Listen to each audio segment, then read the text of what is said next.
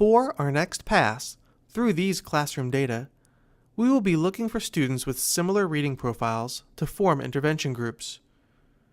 Remember, intervention groups are small groups of students who have similar reading profiles. Groups should be flexible, meaning that when students develop new skills or abilities, they may need to move to a different group. Another thing to remember is that the bigger the gap between a student's performance and benchmark, the smaller their group size should be.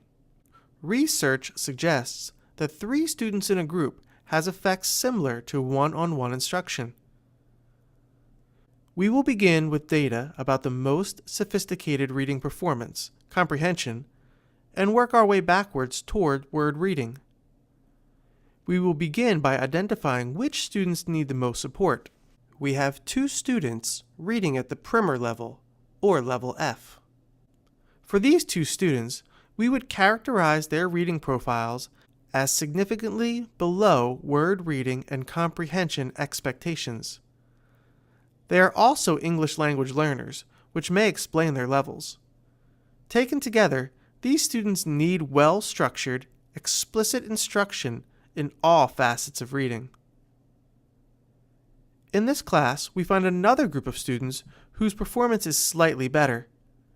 5 students, including Scarlett, Juliet, Davidson, George, and Wally, are reading at the first grade level, or guided reading levels H and I.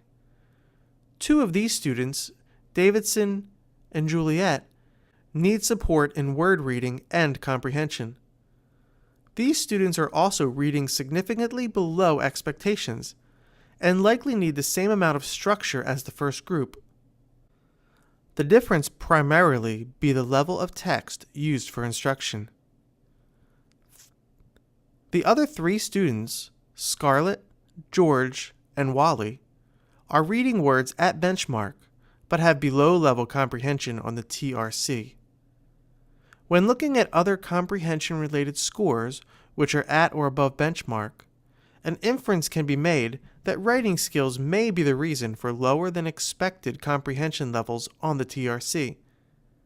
This group looks like it may have a writing problem, rather than a reading problem.